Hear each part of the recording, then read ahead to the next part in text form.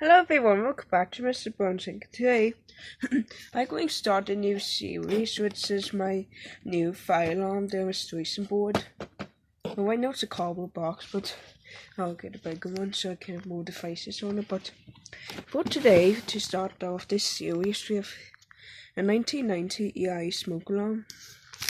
So, if you're thinking how did I manage to get this on the box, it's very simple.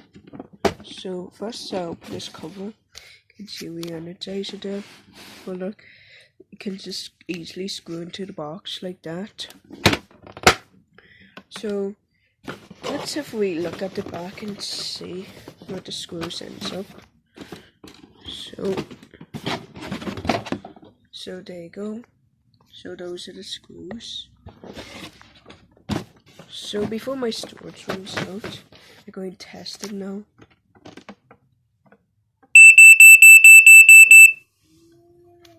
So that's the test. So hope you enjoyed this video, guys. Like, comment, subscribe, bye, and stay tuned for some more fire alarm demonstration test boards.